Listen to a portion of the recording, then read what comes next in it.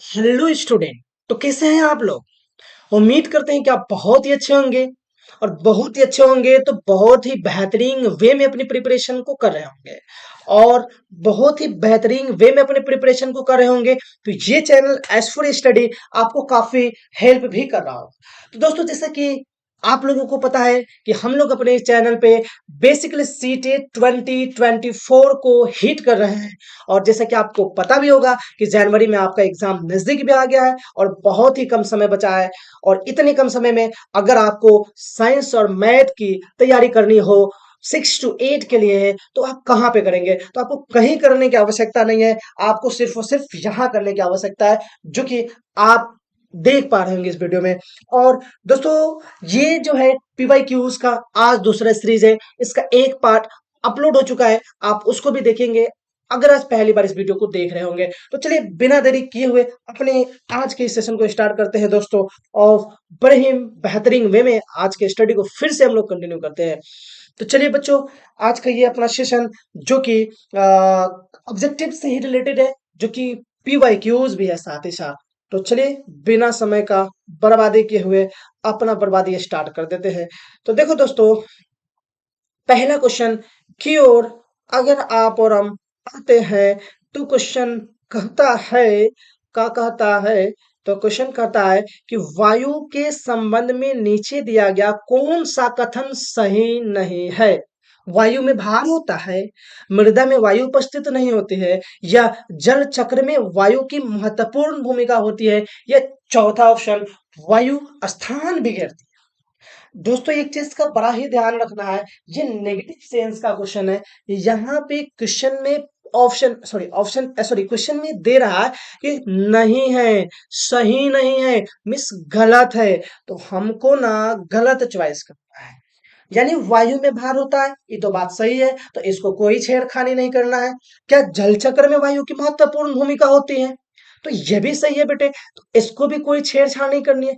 वायु स्थान घेरती है, ये भी बात सही है, इसमें भी कोई छेड़छाड़ नहीं करना है। अपन को गलत बताना है। तो गलत कौन सा हो गया? सब तो सही है, तो एक ही तो बचा है ना। तो जो बचा, मृदा में, क्या मृदा में वायु उपस्थित नहीं होती है। जो मिट्टी होती है, स्वेल होती है, उसमें नहीं होती है। अगर आपको नहीं विश्वास हो, गड्ढा खोदिए, उसमें घुस जाइए, लेकिन ऑक्सीजन लेके घुसिएगा, नहीं तो कुछ अनहोनी हो जाए तो फिर मत करना कि हमारे मास्टर साहब कह दिए थे कि मिट्टी खोद के घुस जाओ, उसमें ऑक्सीजन लेके जाना, जैसे जरूरत लगे धक से लगा लेना, ठीक है? पहले ही लगा के नहीं चला जाना, नहीं तो पता भी नहीं चलेगा, है ना? चलिए, दूसरा, कोशिका के विषय में कौन सा कथन सही है? पहला ऑप्शन, सभी कोशिकाओं की आकृति गोल होती है। अच्छा। किसी उत्तक की कोशिका समान होती है। अच्छा अच्छा। किसी भली भांति व्यवस्थित जीव में कोशिकाओं का आकार साइज समान होता है। सभी कोशिकाओं में केंद्रक होता है। देखिए, चार ऑप्शन, कोशिका के विषय में कौन सा बात सही कर रहा है। अब यहाँ पे पॉजिटिव सेंस का सवाल है। तो देखिए बाबू, किसी उत्तक की कोशिकाएं हमेशा समान होती है। किसी भी उत्तक की कोशिकाएं हमेशा समान होती है। इसको याद कर लेना है, इसको याद कर लेना है, इसको रट जाना है। ये ऑप्शन सही है अकॉर्डिंग टू दिस क्वेश्चन। अगला क्वेश्चन, निम्नलिखित में से कौन सा प्रदूषण ओजोन परत के अपक्षय के लिए उत्तरदायी है?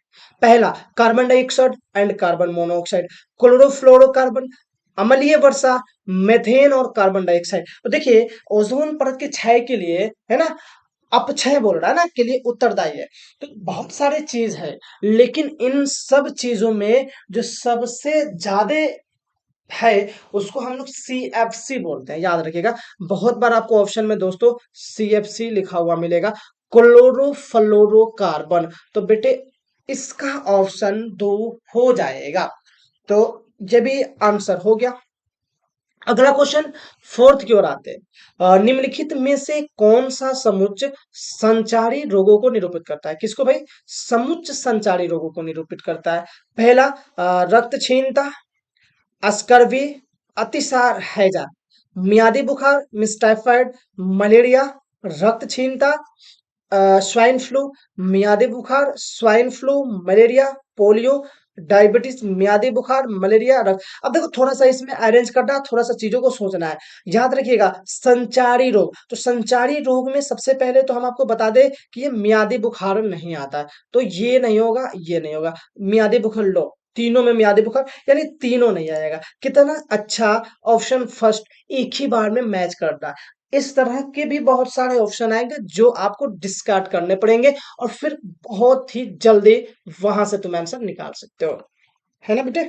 चलिए, निम्नलिखित में से क्या एक विज्ञान की प्रकृति के संदर्भ में सही नहीं है? विज्ञान हमेशा अस्थायी है। विज्ञान संदेह वाहक को बढ़ावा देता है। विज्ञान एक ज्ञान की रचना की प्रक्रिया है। विज्ञान की प्रकृति स्थिर होती है। देखो बाबू, क्या विज्ञान की प्रकृति स्थिर होती है ना? एक वैज्ञानिक पर अच्छा नहीं है। देखो फिर मैं भी यहाँ पे नहीं नहीं देख पाया, बड़ा ही इलॉजिकल समय आ जाता है जब क्वेश्चन में लिख देता है सही नहीं है ना। हमको नहीं वाले को देखना है, तो नहीं वाला क्या है कि विज्ञान की प्रकृति स्थिर है। क्या आपको पता है कि विज्ञान की प्रकृति स्थिर है? नहीं, बिल्कुल नहीं। विज्ञान हमेशा समय के हिसाब से उलट फेर अप एंड डाउन होते जा रहा है और दिन प्रतिदिन डेवलप होते जा रहा है। इसलिए इसका जो सही ऑप्शन होगा वो डी होगा, और डी फर्स्ट में है तो फर्स्ट होगा। चलिए, पांचवा का फर्स्ट, पांचवा का फर्स्ट। छठा क्वेश्चन की ओर आते हैं दोस्तों, तो कहता है कि निम्नलिखित में से किसका विकास विज्ञान के द्वारा होता है? निष्पक्षता का विकास होता है क्या? वैज्ञानिक दृष्टिकोण का विकास होता है? वैज्ञानिक स्वभाव का विकास होता है? अस्थाई मानस प्रकृति का विकास होता है? तो मैं आपको बता दूं कि ये तीन चीज, निष्पक्षता, वैज्ञानिक दृष्टिकोण और वैज्ञानिक स्वभाव, ये तीन चीजों का विकास जो है वो विज्ञान के विकास के द्वारा होता है। तो इसलिए इसका ऑप्शन जो है वो तीसरा वाला हो जाएगा। बहुत ही मजेदार मजेदार क्वेश्चन, लेकिन हम लोग बहुत ही आराम से इन क्वेश्चन को टैकल कर पा रहे हैं, है ना? आगे आइए। एक विज्ञान शिक्षक की भूमिका होनी चाहिए। मान लो एज अ साइंस टीचर, अगर मैं विज्ञान के एक टीचर हूं, तो इस समय मेरी क्या भूमिका होनी चाहिए? बस थोड़ा सा इसको फिट कर लो, कहानी खत्म। छात्रों को प्रचुर विभिन्न सीखने की अनुभव को प्रदान करना। अच्छा, छात्रों को उत्पाद आधारित शिक्षण अधिगम पर्यावरण प्रदान करना। ठीक है। तीसरा कहता है कि सृजनात्मक विचारों को रटने के अभ्यास में छात्र का मार्गदर्शन करना। और चौथा कहता है उच्च संज्ञानात्मक क्षमता वाले प्रश्नों के निर्माण के लिए सभी छात्रों को प्रेरित करना। तो याद रखिएगा, आप एक साइंस के टीचर है तो आपको बहुत सारी चीजों पे फोकस करना पड़ेगा, लेकिन इन सब में अगर सबसे ज्यादा आपको किसी चीज पे फोकस करना पड़ेगा तो वो है आपको छात्रों को प्रचुर विभिन्न सीखने के अनुभव को प्रदान करना है। आपको अलग अलग तरीके से उसको सिखाना पड़ेगा। ठीक है। आया एनईपी 2005, सॉरी एनईपी नहीं, राष्ट्रीय पाठ्य पाठ्य चर्चा 2005 के अनुसार एक अच्छी विज्ञान शिक्षा सीखने वाले के प्रति सच्ची होनी चाहिए। अच्छा, सीखने वाले के पर्यावरण के प्रति सच्ची होनी चाहिए, शिक्षक के प्रति सच्ची होनी चाहिए, और चौथा विज्ञान के प्रति सच्ची होनी चाहिए। बेटे यहाँ पे चार ऑप्शन आ गए, चार option A B D, B C, A B C और डी। देखिए 2005 के अनुसार जो एक विज्ञान के बारे में जो चीजें कहा गया था, जो बताया गया था, वो हमारा आई थिंक सीखने वाले के प्रति सच्ची होनी चाहिए। तो हमारा ये हो जाएगा तीसरा, ये सही, ये सही और ये सही, हाँ तीसरा। तो आठ का नंबर का हो जाएगा, तीसरा हो जाएगा। चलिए, नौवा, बच्चे के अपने क्षेत्र के लोगों में वायु प्रदूषण के स्रोतों की जागरूकता का सर्वे संचालन करना। निम्नलिखित में से कौन सी संज्ञानात्मक प्रक्रिया उपरोक्त सीखने के उद्देश्य में रेखांकित किया जाता है? संचालन करना से अधिक संबंधित होता है। याद करना, बोध करना, सृजन करना, अनुप्रयोग करना। तो भाई साहब इसका ऑप्शन ए हो जाएगा, याद करना। क्या करना? याद करना। चलिए आगे आइए 10वें नंबर क्वेश्चन। निम्नलिखित में से कौन सी युक्ति विज्ञान शिक्षण अधिगम में सीखने वाले को शामिल करने के लिए सबसे अधिक उपयुक्त हो सकती है? तो विज्ञान की पुस्तक को पढ़ना, दैट्स ऑल।